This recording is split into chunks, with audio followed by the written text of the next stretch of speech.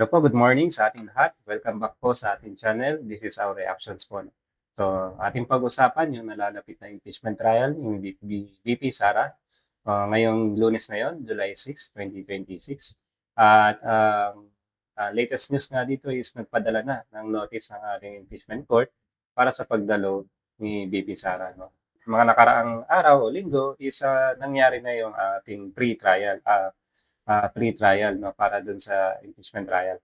So nag-present ang ating mga prosecution saka ng ating mga depensa ng kanilang testigo, pati yung mga pag-uusapan, yung mga dapat nila, yung mark up nila, yung mga dapat nilang pagdebatehan dito sa impeachment na to. No?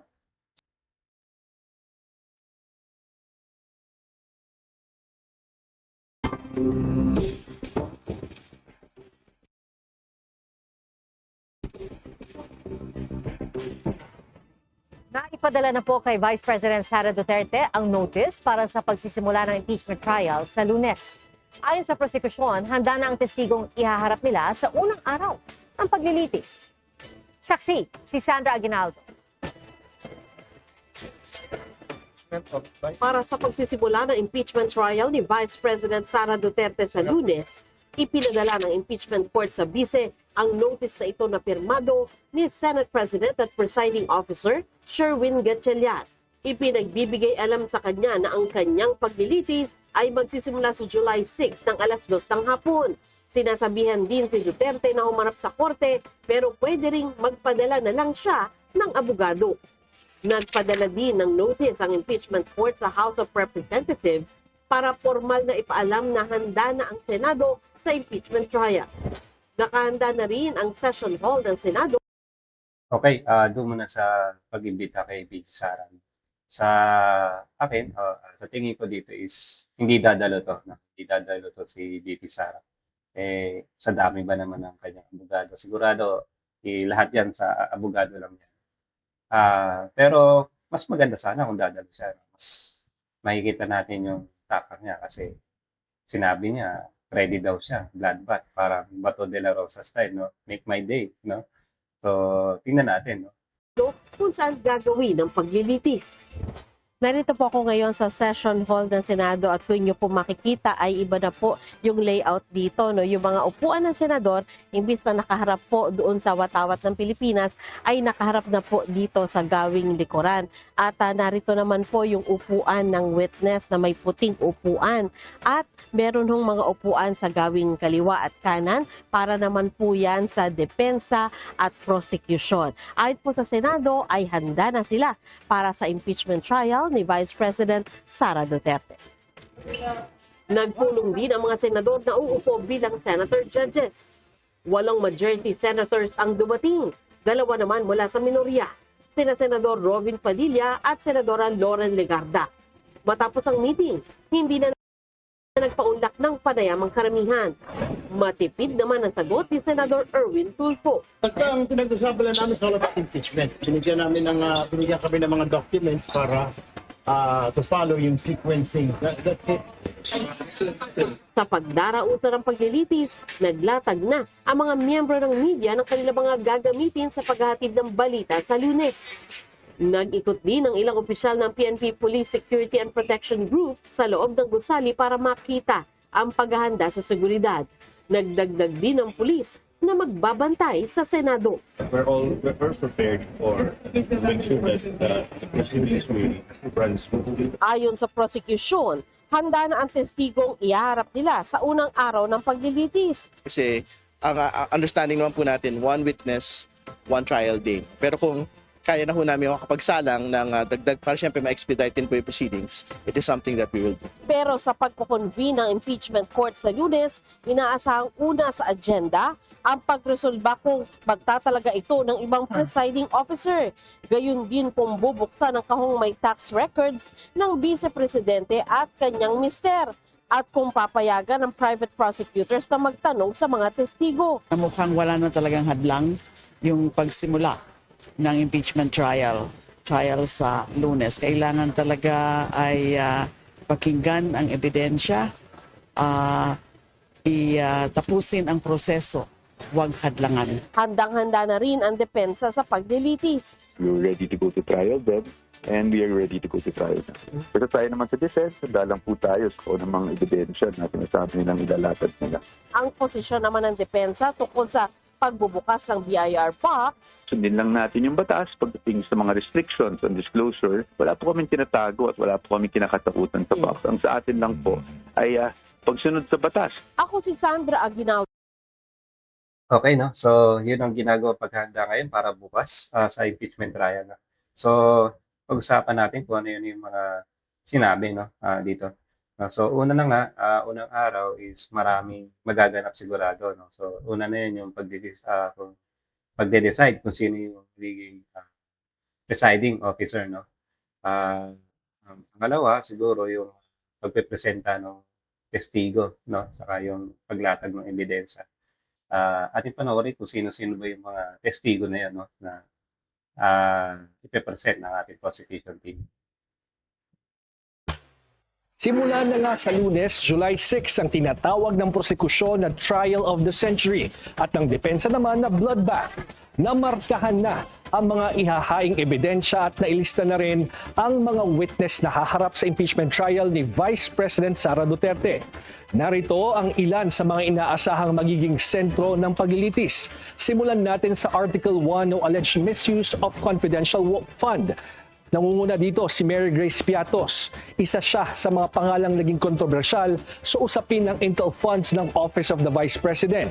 Isa siya sa mga di umano'y nakatanggap ng bahagi ng confidential fund pero naging usapin ng kanyang identity dahil ayon sa mga investigasyon, wala umanong record ng kanyang pangalan sa Philippine Statistics Authority. Kasama rin sa mga kinukwestyong pangalan sina Chippy McDonald, Fernando Tempura, Xiaomi Ocho at Okay, no, si Mary Grace Piatos is kilala to, no? Lumabas to nung investigasyon. At ang sabi ng prosecution na iharap nila to bilang testigo, ibig sabihin, nakita nila o natuntun nila kung sino yung taong to. No? Okay. iba pa. Nariyan din si Ramil Madriaga na nagpakilalang dating bagman ni VP Sara. Bagamat paulit-ulit itong itinanggi ng kampo ng Vice Presidente, iginiit ni Madriaga na naghatid siya ng milyon-milyong piso at naging bahagi umano ng ilang operasyon na may kaugnayan sa OVP. Detestigo rin ang mga opisyal ng Commission on Audit o COA. Sila ang naglabas sa mga notice of disallowance at iba pang findings kaugnay sa paggastos ng confidential at intelligence funds ng OVP. So dito yung COA naman is naglabas ng final assessment doon sa paggastos ni VP Sara. No? Meron siyang pinababalik na 75 million na misuse funds. Meron pang isa yung 350 million. No? Bukod yun, doon sa isa. So yun yung pinababalik nila, yun yung mga na-audit nila, yun yung mga findings nila, mga misuse sa paggamit ng funds ng VP Sara. Sa Article 2 naman o usapin ng unexplained wealth, ilang mahalagang opisyal ng gobyerno ang maaring humarap. Kabilang dito si Ombudsman Boying Remulla para sa mga dokumentong may kaugnayan sa SALE ng Vice Presidente. Nasa listahan din si AMLAC Executive Director Ronel Buenaventura at ilang bank managers para sa bank transactions na naisuriin ng prosekusyon. Posible ring humarap ang mga opisyal ng Bureau of Internal Revenue kaugnay sa tax records na nasa loob ng kontrobersyal na Green Box. Sa Article 3 o alleged bribery, isa sa mga pangunahing witness si dating Education Undersecretary Gloria Humamil Mercado. Noong 2024, sinabi niya sa pagdinig sa Kamara na nakatanggap siya ng siyam na sobre na may tig 50,000 pesos na umano'y nagmula kay VP Sara nung kalihim pa ito ng DepEd. Ayon kay Humamil Mercado, napilitan din daw siya magbitiw matapos questionin ng ilang procurement transactions sa ahensya sa ilalim ng pamumuno ni Duterte. Itinanggi naman ng kampo ni Duterte ang kanyang aligasyon. Sa Article 4, kabilang sa mga inaasahang witness ang mga opisyal at empleyado ng National Bureau of Investigation o NBI. Sila ang inaasahang magpapatotoo sa authenticity ng kontrobersyal na video kung saan pinagbantaan umano ni VP Sara ang buhay ni na Pangulong Bongbong Marcos, First Lady Liza Araneta. Ito, hindi ito napanood ko 'to, yung live na 'to, talagang pinanood ko 'tong live na 'to. Pinagbantaan niya yung tatlo 'no, si ating president, pati yung first lady, saka yung, House Speaker nun si Martin Romualdez. So, ito isa sa pinakamatibay na ano, na ebidensya. Marcos at dating House Speaker Martin Romualdez. Nais ding iharap ng prosekusyon si Abby Andres, ang dating court sheriff na sinuntok umano ni VP Sara noong vice mayor pa siya ng Davao City. Sa kabuuan, nasa 57 witnesses ang nakalista para sa prosecution at mahigit 90 Yung last si sheriff is, alam ko ano na siya ngayon, nagtatrabaho na ngayon sa korte. Nagsabi siya na hindi na daw siya ano, dadalo, ayaw niya na makisali sa mga ganito. naman para sa defense. Papayagan din daw ang surprise witness basta't mabibigyan ng 3 araw na abiso ang magkabilang panig at ang impeachment court.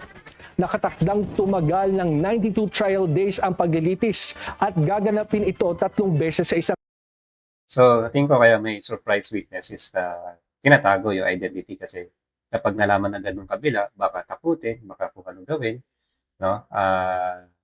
Baka madisgrasya or something, hindi natin alam. No? linggo. Kung masusunod ang schedule ay aabutin ng 7 hanggang 8 buwan. Okay, so yun yung mga possible mga testigo. No? Maraming mga debatehan, parang pagtatalunan, botohan kaagad, no? Botohan agad kung katulad nga nito, yung pagbubukas ng BIR box. Pagbobotohan kaagad yan, sigurado yan. Pakontra yung kabila, ano naman yung kabila, no? Yung prosecution. And siguro, ang nakikita ko dito, pinakaunang ano agad yan is yung pag-dismiss sa kaso. No? So, yun kagad ang unang-unang isasabak dyan, yung unang pagdedebatehan kagad yan. Siyempre, ang ani ng depensa is yung dahilan nila lagi, no? Na fishing expedition daw, hindi kumpleto yung ebidensya, naghahanap ka ng ebidensya, parang gano'n. No? Yun nga, sa tingin ko, unang pagkatalunan dyan is yung, and alam naman natin, yung grupo ng Cayetano Black is sisingit at sisingit yan, no? Siguradong may gagawin yung mga yan na against, no? Against dun sa proceedings, no? Biglang lagi yan magko-kontra. Alam naman natin yung kanilang side. Makikita natin agad yan. Sana hindi gano'n, no? Pero I doubt, no? Ganun talaga yung mangyayari dito sa umpisa pa lang, baka magkagulo na agad, no? Kasi marami na kaagad, ano, pagdedebatehan, no? Puro botohan agad yan, puro ano agad yan. Baka hindi pa umabot sa pinaka-start, ganun kaagad yan. Okay, hanggang dito na lang muna tayo. Baka natin bukas kung ano yung mga mangyayari. Ating subaybayan, no? Panoorin natin to bukas, no? Thank you sa panonood. Maraming salamat.